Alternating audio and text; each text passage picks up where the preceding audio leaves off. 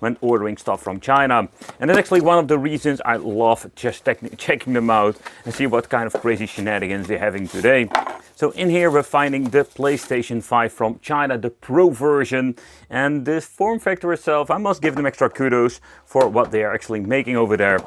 So when it comes to the controls, let's turn the box around and let's check it out what we're having. So the PlayStation controllers are just knockoff PlayStation 2 controllers or PlayStation 3, depends how you look at it. But the overall quality, it's a little bit better than your typical controller I've been seeing with all kinds of game boxes. I mean, when you're looking at the joysticks, they feel quite nice, having a rubber compound. And over here, the D-pad has a very nice feel to it, or at least a feel for a cheap China clone. Everything comes in the original white color, or at least the white color of the PlayStation 5, or the G5 Pro in this case. We need to put in 2 AAA batteries. And it even comes with a stand, you know. Now with the original PlayStation Pro, they didn't even implement that. However, you can put it underneath and we're gonna just put it there on your desk. I'm just gonna be honest, this thing is already like cute and I love to put this thing on the display just so somewhere to look at. So, but how about all the other parts? So having the HDMI cable, it comes with a cable for the power because this thing needs 5-volt external. So at the front we're finding 2 buttons, one for reset, one for powering on and off. And this is just a normal switch. This is a micro switch, 2 USB ports. At the back we're finding the micro SD card, an HDMI out and the input for the power supply. And it's actually still a freaking, oh man, a micro USB. Yep, they're still using that over there. But how connect the controller? That's quite simple. We're having the configuration of 1 dongle for 2 controllers. So what you can actually do is, let's say if you're having another kit, we can even connect 4 controls, not even going to be needing it. But let's plug it in and let's see, and let's go with the flow. I think I can even rip it apart. Yeah, it's just clicked together, by the way. Oh, okay. I love it that this tiny PlayStation or the Game Station 5 Pro even has a freaking loading screen. The weird thing is that something went completely wrong because when actually booting up, I noticed the screen going to the menu very briefly and that's it. And it's just stuck on the game loading now. Yep, okay. Oh! But let's take a close look at the device itself. And in particular when it comes to the menu. So first of all, so when you're looking at this list, this is just a massive list, the main list. So you can see there are like 15,000 freaking games seems to be on there. So the classes we're having is we have 8-bit, 6-bit, some handhelds and PlayStation 1. There is no second page. Some of these devices do have that. We're having the history of all the stuff that has actually been played. You can see that there is a lot of, let's see, delay, but it has nothing to do with the controller. Now this has to do with the menu being so slow. The collection, so we can make a favorite list. I love that feature.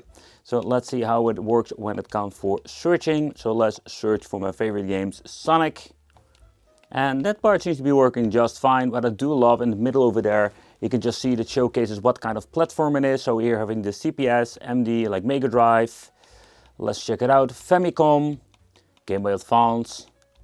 So that's one of the things I do like about it. Okay, so pressing select and start, I think it is. Here we can change the language. Let's see what kind of languages we have. We have a lot of languages. So the key tune setting. Oh, that sound. Oh, okay. Okay, this one sounds okay. Oh. Oh. Oh man. Oh, my ears. Oh, that is just awful. View local files where we can deep dive into, let's say, the folder of the SD card. So with the SD card, I must say that you can maybe add or boot games through there if you want to. Factory settings, system information, just say G3213 G5 Pro. And with information, oh, this thing was actually manufactured in 2022 already. Exit settings, and this is actually what we can do when it comes to the main menu itself. But when choosing a class like arcade, there are so many freaking files in there that takes forever to load up. But what is it with this menu? So we're having at the right a demonstration video, just like a couple of videos, or videos like pictures. I mean, there's not even a video in there. And the list is just one massive problem. So if you're going to be accidentally pressing L1, R1, you want to go back into the class, it will load up a little bit faster. We can just fairly easy make it a favorite game by pressing the R2. Okay, let's see what we're having over here. But yeah, there were so many stuff. It's absolutely ridiculous how much stuff there is. But yep, it loads quite fast. But let's see if we can go a little bit faster by pressing right over there. With all kind of homebrew hack games. And yeah, the list is one massive problem. But what's kind of weird, when you're having this particular product, you would not expect to have the Neo Geo and arcade, or at least the CPS and everything in one folder. No, this is just one massive problem. So loading times can be very slow, also not a category system, but also when it comes to loading into the game. Just clicked on the Neo Geo game, and I wouldn't say it's stuck on here, but this is the only thing that it actually does. Oh, there we go, freaking finally. It will automatically boot them to the game, so that's great. Pressing select and start will give you the old school option. The reason I'm saying old school, I've been seeing this a gazillion time with those cheap handhelds. But let's check out some I would say like the aspect ratio option, but there is no aspect ratio option there. But Art of Fighting, great test to check out the controller D-pad too. Wow. Wow. So it's the first time in a very long time that we do have an overall okay controller. And also the emulation performance is quite nice. Pressing select start, you can choose your slot over there. There was no screenshot that we have seen before. Let's start the game. Press the loading state, save, this kind of loading. So that part seems to be working all fine. And then we can go out of the menu. But let's try an arcade game. So let's see how that runs. There is no aspect ratio for none of the games. No system whatsoever. So that is quite unfortunate. We can hook up multiple controllers and fairly easy start it up and play together with friends.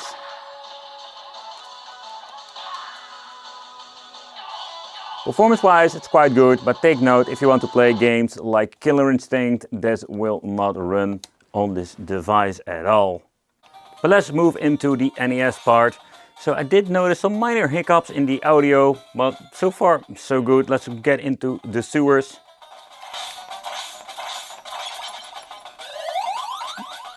I do have the idea that it slows down somehow. Besides that, let's take a close look at some more gameplay and just see from there if we can have an overall, let's say, better idea. But I do love that they implemented the turbo function. I'm guessing RetroArch is just running on the background.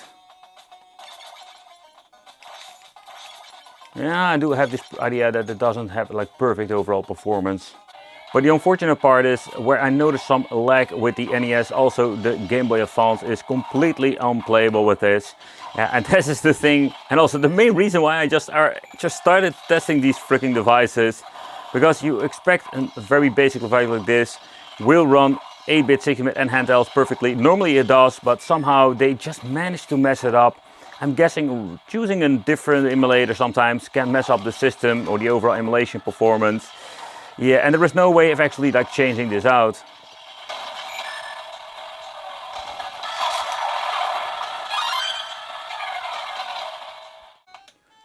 But so far so good with 16-bit era, seems to be running just fine.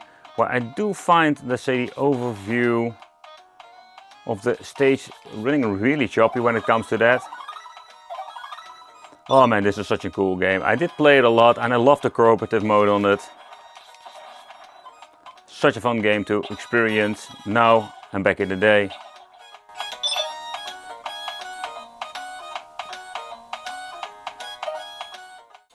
So let's see what the Super NES, oh man, has for emulation. I did notice in the map there was some weird glitching going on. Stuff that I've personally never seen before. Also have this very strange line at the side. No aspect ratio changing, so also this is not possible.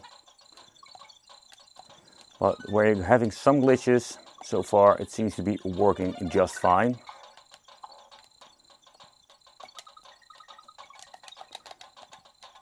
I do wonder if every button has been mapped to here, but all the sound effects too are here.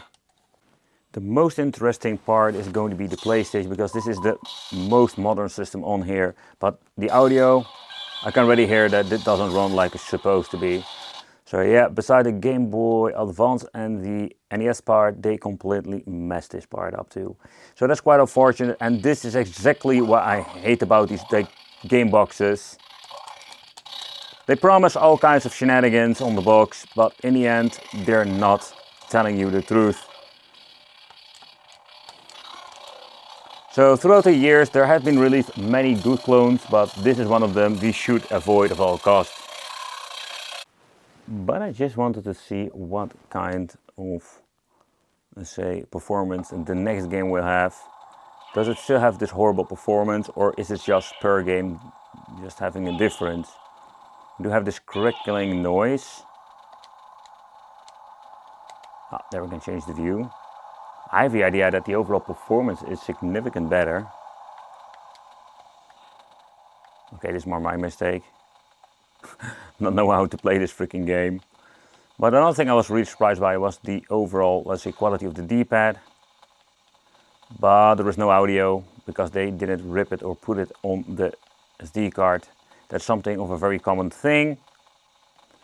Where I do have like overall better performance with frames per second, but this is just the best we can get. And of course, two-dimensional games is highly possible that they will run so much better. Chopper Attack. So from the Atari 2600 series, a system I personally never owned back in the day. But let's see if this is going to be working. And how can we play? Oh, we need to use the joystick, or oh no, we can use both, the D-pad. A system I've personally never owned.